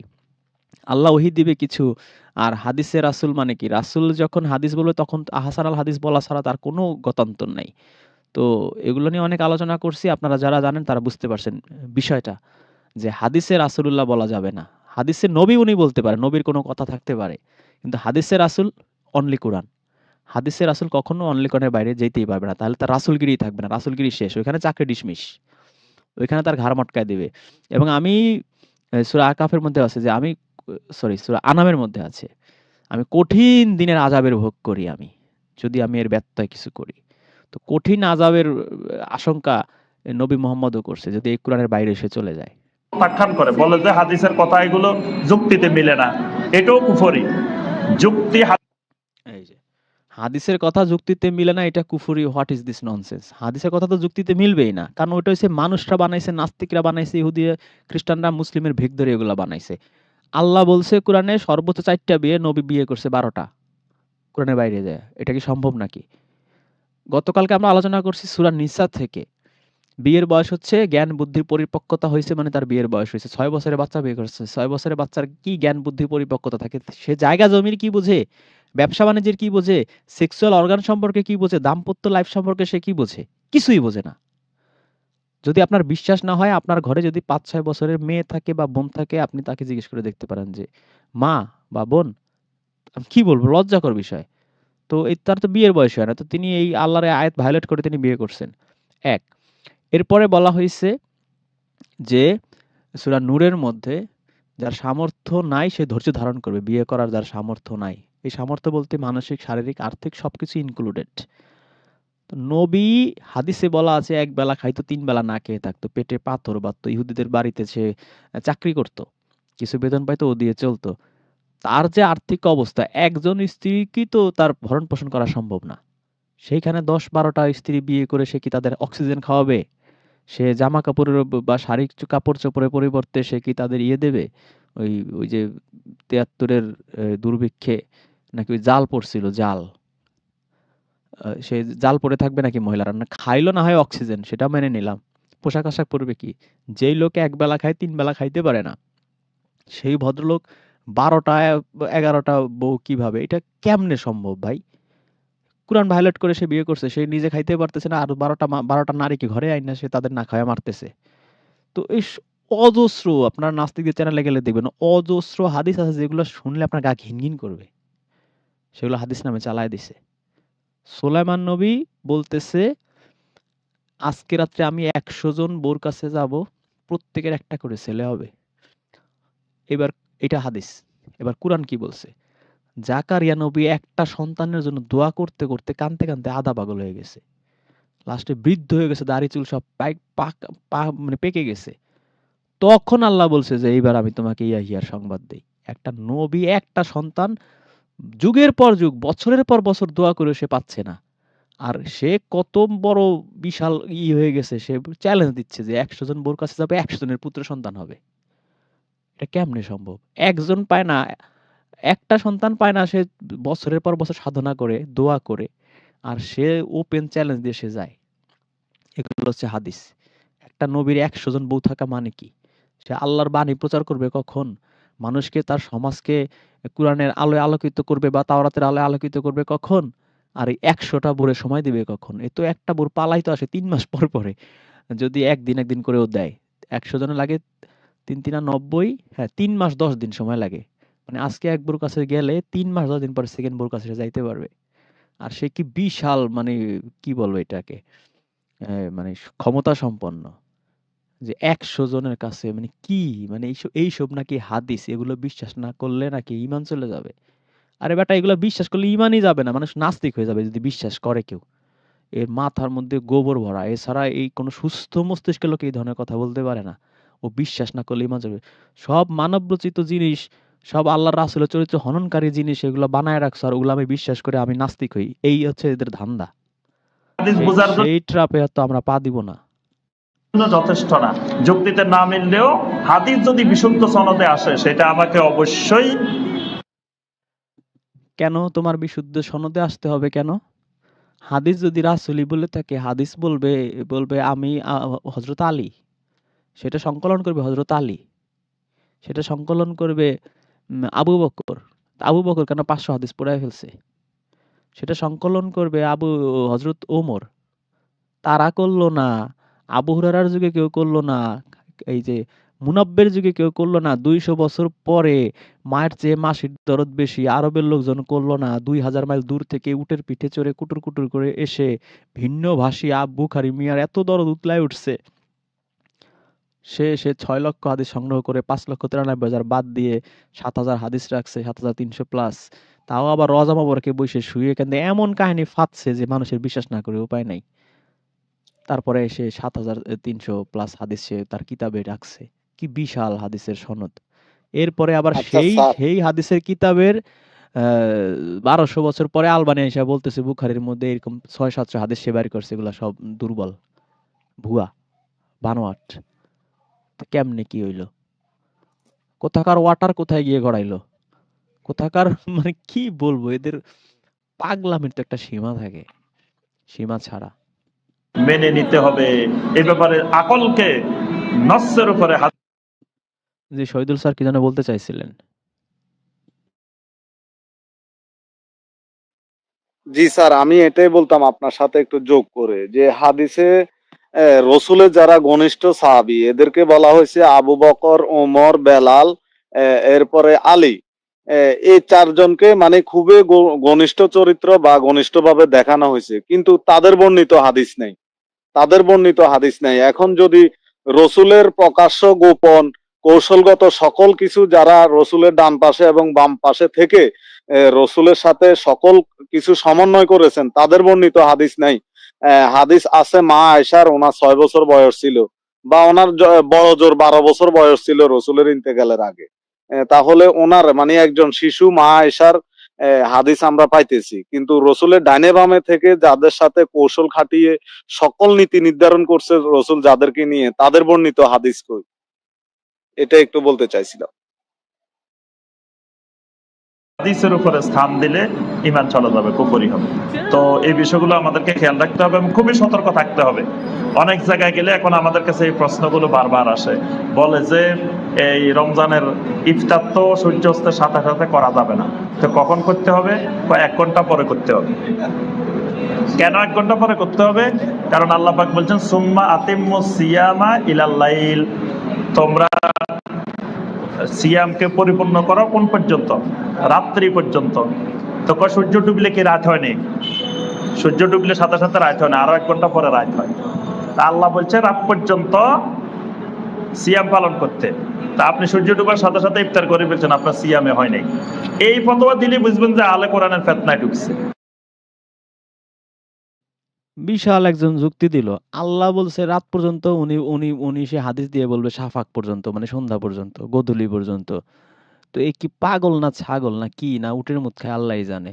তা আল্লাহর কথা শুনবো না মোল্লার কথা শুনবো? আল্লাহ যদি বলে রাত পর্যন্ত, এটা রাতই হবে, লাইলি হবে, নাইটই হবে। আল্লাহ যদি বলতো সন্ধ্যা পর্যন্ত, মাগরিব পর্যন্ত অথবা শাফাক পর্যন্ত, তাহলে ওইটা আমি মানতাম। আল্লাহর কথার কাটবেন আপনি 1 লক্ষ হাদিসের সেই পাওয়ার আছে যে আল্লাহর একটা আয়াত কাইটে ফেলবে, আবার বলে সে সে পথভ্রষ্ট। সাহস কত বড়! মানে আল্লাহর কথা শুনলে সে পথভ্রষ্ট, আর যে মানবরচিত জিনিস শুনবে সে হইছে খুব আল্লাহওয়ালা, সে আল্লাহ সঠিক পথে আছে। পাগল নাকি গাছেও ধরে? তাহলে এই আল্লাইলের ব্যাখ্যা দিবেন কে? আল্লাহ রাসূল সাল্লাল্লাহু আলাইহি ওয়াসাল্লাম। আল্লাহ রাসূলের ওনাদের রাত শব্দেরও ব্যাখ্যা দেওয়া লাগবে। মানে দিন কি রাত কি এইটাও পাবলিক বুঝে না। পাবলিক নবী আসার আগে বুঝতোই না যে দিন কখন হয়, রাত কখন হয়, সন্ধ্যা কখন হয়, দুপুর কখন হয়, বিকাল কখন হয়। মানে পৃথিবীর মানুষ ছিল আদিম যুগে ছিল, বিয়ে শাদিও বুঝতো না। রাসূল আইসা বিয়ে শাদি শিখাইছে। রাসূলের বাপও কোনোদিন বিয়ে করে নাই, আইসা ওই যে ভালো লাগছে ঘরে টাইনা নিয়ে আসছে। দাদা 14 গোষ্ঠী পৃথিবীর কোনো মানুষ বিয়ে শাদি কিছুই বুঝতো না। আগের নবীরা আইসা সব ঘোড়ার ঘাস কাটছে শুধু। আগে নূহ নবী, আদম নবী, ইব্রাহিম নবীরা এসে শুধু ঘোড়ার ঘাস একটার পর একটা কাটতে রইছে, উটের ঘাস কাটছে। আর তাওরাত কিতাবে এগুলা সব ওই যে কারের উপরে মাচার উপরে রাইখা দিছে। এরা বিয়ে শাদী সকাল দুপুর বিকাল এগুলো কিচ্ছু বুঝতো না। নবী এসে বলছে জানো, সন্ধ্যা যখন 6টা, শীতকালে যখন 6টা বাজবে তখন রাত হবে। আর গরমের দিনে যখন 7টা বাজবে এই ঘড়ির কাঁটা একটা 7-এর ঘরে থাকবে আর একটা 12-এর ঘরে থাকবে, তখন রাত হবে। এসে উনি রাতের ব্যাখ্যা এইভাবে শিখাইছে। মানে কি পরিমাণ ইডিয়েট এরা! আমি মানে লজ্জায় মরে যাই। সাহাবীরা তারা সূর্যাস্তের সাথে সাথে ইফতার করতে বলছেন। তাহলে এই আয়াত সাহাবীরা সূর্যাস্তের সাথে সাথে ইফতার করছে, তুই দেখছিস? তুই টাইম মেশিনে যায় দেখে আসছিস সাহাবীরা কোথায় কখন ইফতার করছে? বুখারী আইসা লিখছে 200 বছর পরে ওইটা হয়ে গেছে, ওইটা আমি বিশ্বাস করতে যাব কেন? সাহাবীরা কখন করছে না করছে তুই তো দেখিস নাই, আন্দাজে কথা বলিস কেন? এর ব্যাখ্যা ফাজিল। হলেন নবী সাল্লাল্লাহু আলাইহি সাল্লাম। তাহলে তাদের এই ব্যাখ্যা ভ্রান্ত ব্যাখ্যা। সালাত কয় 4 ওয়াক্ত, কোরআনে নাকি 5 ওয়াক্তের কথা নাই। এজন্য এরা সালাত আদায় করে 4 ওয়াক্ত। এদের সালাতের 4 ওয়াক্ত এটা বলল। আক্কাস আলী আমাদের বিশিষ্ট আন্তর্জাতিক খ্যাতিসম্পন্ন রাসূল দাবিদার। সে 6 ওয়াক্ত বানাইছে, সেটা চোখে পড়ে না। সে 4 ওয়াক্ত নিয়ে গেছে। 2 ওয়াক্ত কমাইলো কেন? আক্কাস আলী শুনলে তো মাইন্ড করবে। পদ্ধতিটাই ভিন্ন। যা কোরআনে পায়, কোরআনে কারিমের বিকৃত ব্যাখ্যা করে, ওই পদ্ধতিতে তারা সালাত আদায় করে। ওই আমরা যে এনারা খুব কোরআনের সঠিক ব্যাখ্যা করে। এইজন্য জামাত ইসলামের ব্যাখ্যা করার মওদুদি শরীফে এরা বলে অপব্যাখ্যা। আর তাইমিয়া ব্যাখ্যা করলে সেটা অপব্যাখ্যা। আল লাদেন ব্যাখ্যা করলে সেটা অপব্যাখ্যা। বাংলা ভাই ব্যাখ্যা করে। মানে একেকজন একেক রকম ব্যাখ্যা করে। চরমনে আলাদের ব্যাখ্যা মানে না, ওই যে সারসিনা আলারা সারসিনাদের ব্যাখ্যা মানে না, সুরেশ্বরীদের ব্যাখ্যা মানে না, ভান্ডারীদের ব্যাখ্যা মানে না, হিজবুত তাওহীদের ব্যাখ্যা মানে না, আল কায়দা, জেএমবি, বoko হারাম, মানে এদের তো পার্টির অভাব নাই। একেক এখন আবার আহলে হাদিস বাহিনী আসছে, এরা আবার কোরআনকে আবার আরেকভাবে ব্যাখ্যা করে। এদের নিজেদের ব্যাখ্যারই নাই তাল ঠিক। এরা হাজার হাজার কি ব্যাখ্যার বই লিখে রাখছে, তাফসীরের কিতাব লিখে রাখছে। নিজেরাই জানে না যে কোনটা সঠিক কোনটা ভুল। এরা আসছে আবার আরেকজনের ব্যাখ্যা অপব্যাখ্যা করে সেই ফতোয়া দিতে। তোরা নিজেরাই তো নিজের কি বলিস, অপব্যাখ্যা দেয়। আব্বাসী তো কথায় কথায় বলে অমুক অমুক কাফের হয়ে গেছে। নিজেরা দেয় হাজার হাজার লক্ষ লক্ষ অপব্যাখ্যা। সে নিজের সারা গায়ে ময়লা সার খোঁজ নেয়, আরেকজনের গায়ে ধুলা কেন সেটা নিয়ে সে নাক ছিটকায়। পদ্ধতিতে সুন্নাহ অনুযায়ী সালাত আদায় করে, এই পদ্ধতিতে সালাত আদায় করে না। আল্লাহ রাব্বুল আলামিন সুন্নাহ অনুযায়ী হাজার হাজার বছর মানুষ সালাত আদায় করে না। আহলে হাদিসের সাথে আবার সালাত চেঞ্জ করে ফেলছে, বলে যে রাসূল যেভাবে পড়েছে সেইভাবে পড়ো। এই যে সুন্নিরা যা পড়ছে, জামাত ইসলাম যা পড়ছে, হিজবুত তাওহীদ যা পড়ছে, এই চরমনাই যা পড়ছে, সারসিনা যা পড়ছে, সব ভুয়া। তাবলিগ আলারা যা পড়ে সব ভুয়া। এদের কারো নামাজ হয় না। জোরে জোরে আমিন বলতে হবে, বুকের উপরে হাত বাঁধতে হবে, ওই সেই হ্যাং ত্যাং তো 1000-1200 বছর এরা এরা কি এরা তো হাদিসের উপরই আমল করছে, তাহলে এদেরটা সব ভুয়া হয়ে গেল। তুমি আইসা নতুন করে আলবানির জন্মের পর থেকে আইসা সব চেঞ্জ করে ফেলছো। তোমারটা সঠিক আমি কেমনে বিশ্বাস করবো? তুমি যে সঠিক এটা বিশ্বাস করার যৌক্তিকতা কি? তোমার সালাদ সঠিক আর এদেরটা সবাইটা ভুয়া হয়। ফাজিল কোন জায়গার। আমিন আমাদের এরপরে আল্লাহ পাক বলেছেন ওয়ালা আল্লাহুম ইয়াতাফাক্কারুন, যাতে তারা বিষয়টা নিয়ে তাফাক্কুর করতে পারে, চিন্তা করতে পারে। আমি আল্লাহ এই জন্যই তাদের কাছে নবী রাসূল পাঠিয়েছি বাইয়িনাত দিয়ে, জবর দিয়ে। আল্লাহ রাব্বুল আলামিন আমাদের সবাইকে কোরআনে কারীমের এই আয়াতগুলোকে জানার, বোঝার, আমল করার তৌফিক দান করুন। আল্লাহ রাব্বুল আলামিন আমাদের ঈমানকে, আকীদাকে বিশুদ্ধ করার তৌফিক দান করুন। আল্লাহ পাক আমাদের সবাইকে শিরিক মুক্ত তাওহীদি ঈমান, বেদাত মুক্ত সুন্নতি আমল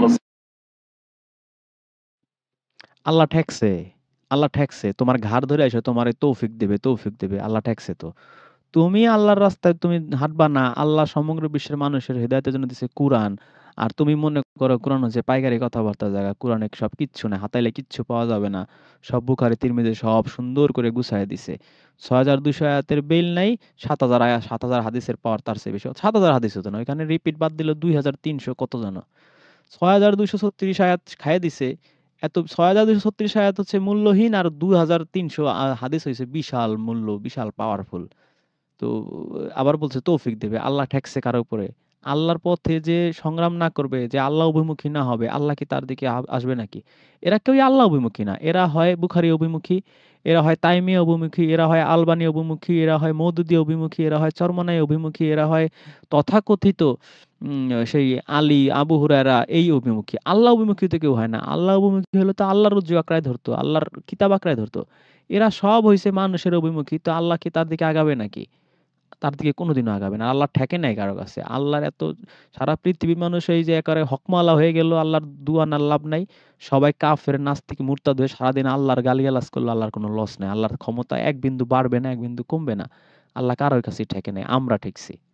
আমার জান্নাতে যাওয়া প্রয়োজন না। যদি যাইতে হয় আল্লাহর কাছে মাথা নত করতে হবে। আল্লাহর কিতাব আঁকড়ায় ধরতে হবে যদি বাঁচতে চাই।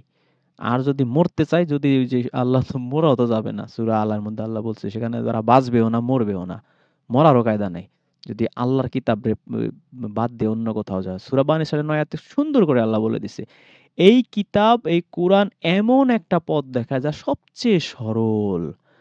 সর্বশ্রেষ্ঠ সহজ সরল পথ দেখা হচ্ছে কুরআন। আর এর কাছে কুরআন হইছে ভ্যালুলেস। তাহলে এই সরল পথ কিভাবে পাবে? সিরাতাল মুস্তাকিমে কিভাবে পাবে? সম্ভব এর পক্ষে? আল্লাহর আয়াত যে অস্বীকার করে, আমরা মনে করি যে কুরআন অস্বীকার করছে সেই কাফের। আর এ তো ইনডাইরেক্টলি কুরআন অস্বীকার করে। এখন একজন বলল যে আমি কুরআনের সব আয়াত মানি, লা ইলাহা ইল্লাল্লাহ এই একটা আয়াত মানি না। তো সে মুসলিম থাকে।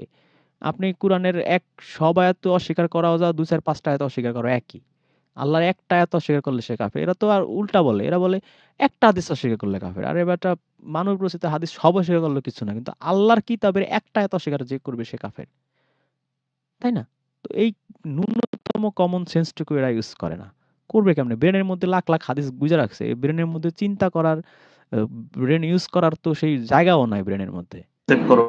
আল্লাহ রাব্বুল আলামিন আমাদের সবাইকে লা ইলাহা ইল্লাল্লাহর ইলম অর্জন করার তৌফিক দান করুন। আল্লাহ রাব্বুল আলামিন আমাদের সবাইকে আল্লাহর কালামকে এবং নবী সাল্লাল্লাহু আলাইহি ওয়াসাল্লামের সহিহ হাদিসগুলোকে